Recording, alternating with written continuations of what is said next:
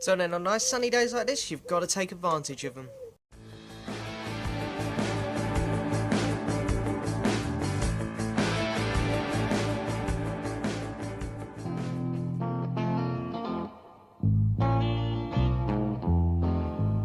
So hello and yes, welcome back to another album review. Now it's been a while since I've done one of these, and in general it has been a while since I've done one on this channel.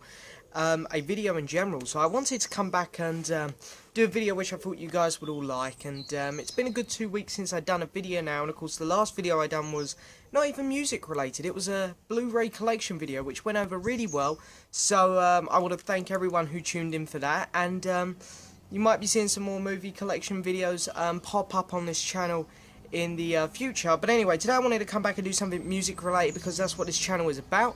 And as I say, I wanted to do a video which I thought would please you guys. And I know that a large majority of people who follow my channel are indeed Beatles fans. So I thought it'd be cool to do a solo Beatles album review.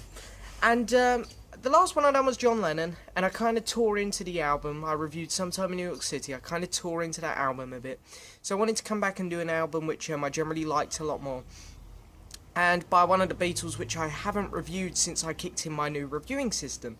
And I haven't done a review for Mr. Paul McCartney. And I haven't done any reviews for Mr. Paul McCartney in a while. And since I've kind of rebooted my album reviews, you know, generally I haven't done any for him. So I thought it'd be a really good album to start with, would be his very first solo album, self-titled. So, yeah, I thought, you know, the next album review that I do from Paul will probably be Ram, and I'll just go through his catalogue, album by album, and just, you know, hopefully eventually we'll have all of his albums done, but he's got a lot of albums, so that'll probably take a while. But yeah, so in this review, basically just going to do the usual.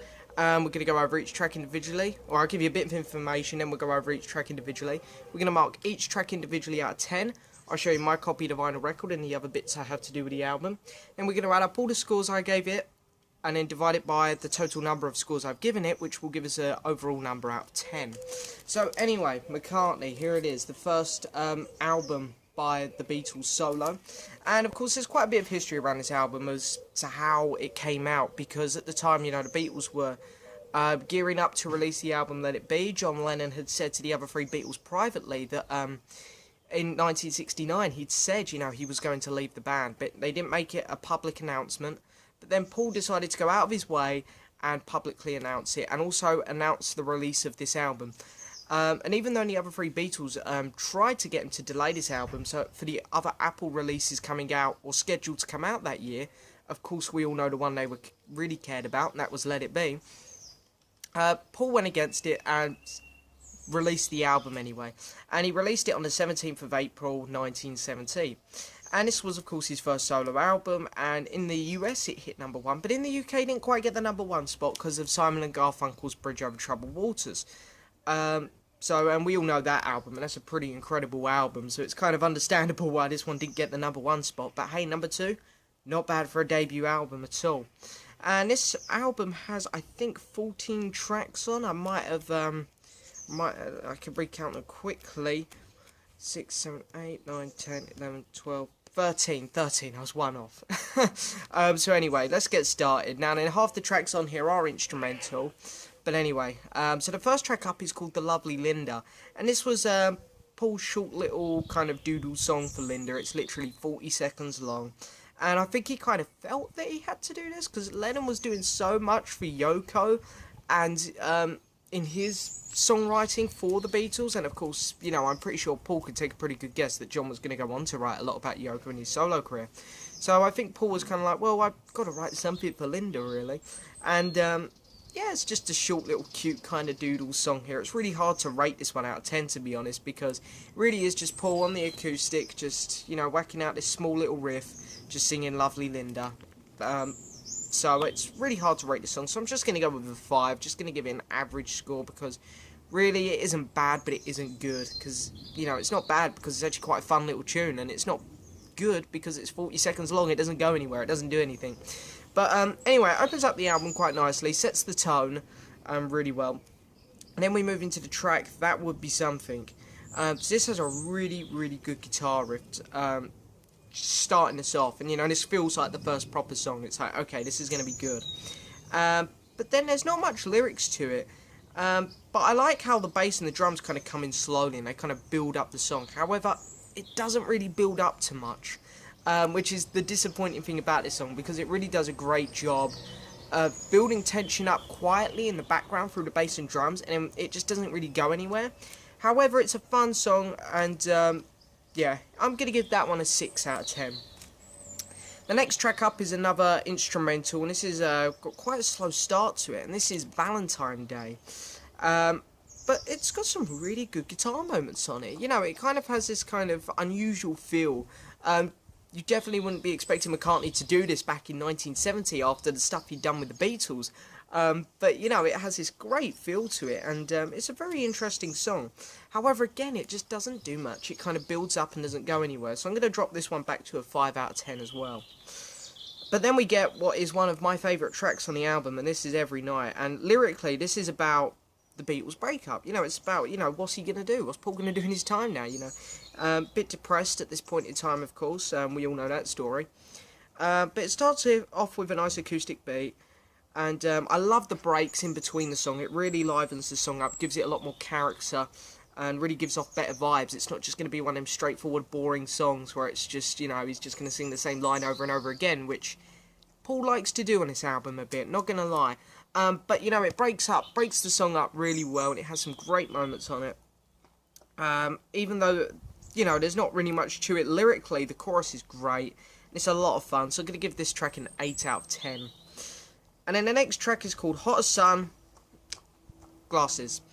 And this one here is quite an interesting, I'm going to say an interesting instrumental, this one. Interesting instrumental. They're two words I've never put together on this channel, I don't think, before, but they work well. So the only issue with this one, really, is it starts off and it kind of repeats itself a few times, and you think, is this going to be one of those songs where he's recorded this kind of fun little guitar piece, he's just going to loop it again and again and again and make it a nice 3-minute song? You know, you do worry at the start. You think, oh, is this song going to actually go anywhere? But of course, it actually does. It gets really good. It's broke up really well. I love how the keyboards come in, and it goes off into this slow kind of nice feel at the end, which kind of leaves it on a nice note. And yeah, the song really does end in a good way. So I'm going to give that one a 6 out of 10. Then we move on to the song Junk. Now then, there's two versions of Junk on this album, and this one here is the one with lyrics and vocals. But this one was originally looked at for the Beatles' White Album, of course, as were many songs. There's another one on this album that was also looked at for the White Album. Not the White Album, Abbey Road even, I think. But it's, you know, I'm surprised they turned this one down, really, because the lyrics are really nice. The only thing which I have against this song is it kind of feels like he done build up again for the chorus. You know, you can hear the bass and the drums slowly coming in, very similar to what he done in Every Night. But you know, it's like when it gets to the chorus, it's like he couldn't come up with any lyrics for the chorus. But overall, you know, it's a really sweet song. I love the calm vocals; they work really well. So I'm going to give that track a 7 out of 10. And then we get to the track Man We Was Lonely, which closes side 1. And it's one of the longer, more polished up songs. And I think polished is a really good word to use for this song compared to other tracks on the album. It feels like a lot more effort has gone into making this one. But yeah, it's got a really, really catchy intro. You can hear Linda for the first time on this track, I believe. You can hear her doing some backing vocals, which is really cool. And there's good lyrics, there's brilliant vocals actually, some of Paul's best on this album. And I love the ending with the kind of fade out, it sounds really cool. So I'm going to give this track an 8 out of 10. So that's it for side 1, quite a long side, you know, quite a variety of tracks on there. But then we move on to side 2, and in my opinion, side 2 is just incredible. So it opens up with a track called Ooh You, which is a really catchy song with this brilliant bass line. It's got this fantastic tune where it's like boom, it just sounds incredible. You know, it's like, I don't know how he come up with this, and I don't know why people don't respect Paul more as you know, a guitarist. You know, because he generally could whack out some brilliant tunes. Vocally, very strange for Paul. Very strange vocals. But they are fantastic. They actually suit the song incredibly well.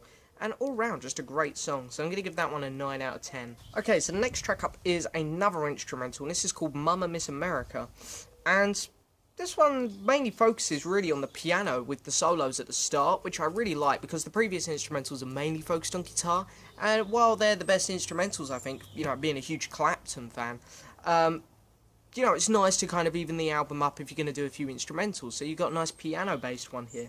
However, he does bring in the guitar at the end, but I like the fact that he used the piano first to kind of show us that, you know, it's going to be a bit different to the other ones. So it works really well. The guitar comes in about 2/3 of the way, and the piano mainly dominates the start, but it sounds great. Really, really interesting song, so I'm going to give this one a 6 out of 10. And then we get to the track Teddy Boy. Teddy Boy, I nearly said that wrong. I'm speaking too fast. But this one was originally looked at for Abbey Road. A nice acoustic song from Paul. Lyrics very simple and a bit cheesy at times, dare I say it. But, oh, I love the build-up through this song. It gets really good, and it breaks down into this really, really nice chorus bit. It really does sound incredible, this song. I think it's one of them kind of classic acoustic numbers that you need on a McCartney album. If you didn't have a song like this on the McCartney album, it probably wouldn't feel too much like a McCartney album. You need this song with Paul, really. So it's a good track. I'm going to give that one a 7 out of 10. And then we get to the track Sing Along Junk, which is basically the instrumental version of Junk. However, it's not just they've taken Junk and taken the vocals out.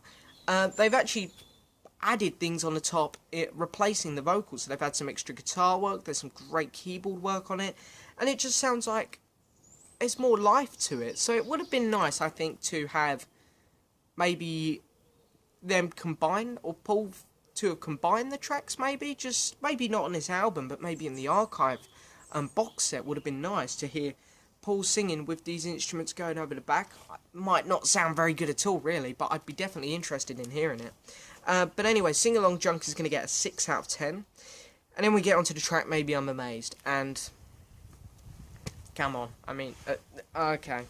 This is an all-time classic, so I have no idea how I'm going to talk about this one. But the lyrics are basically about Linda helping him through the breakup of the Beatles. And I've had a leaf fall on my record. There we go. But yeah, this is a phenomenal song. Lyrics are incredible. The vocals are phenomenal. They're so raw. You can really feel that he's putting a lot of pain into this song, and it just sounds so good. Incredible instruments throughout it, as Paul, of course, recorded all the instruments on this whole album himself, really. You know, it really is great. The guitar solo in it, perfect. This is a perfect song. This song is getting a 10 out of 10. And then, of course, we're going to close the album with a song called Creen Acor. Acor? I think that's how you say it. Creen Acori? Yeah, I think that's it. But again, this is a really interesting song. Now, this song's a bit mixed. I've heard a few people say they really like it, and I've heard a few people say they really hate it. My opinion on this one is I really quite like it. It gives you this kind of African jungle vibe, which sounds really interesting. Great bongo work, and it can hear some like monkeys in the background, and it ends on a nice note. So I'm gonna give that one a 7 out of 10. So anyway, let's take a look at the vinyl record, and then I do have a couple of other things to show you guys in a minute before we get on to marking the overall score. But I'm also going to mark the artwork, and the artwork on this, the cover's pretty cool. It's pretty standout.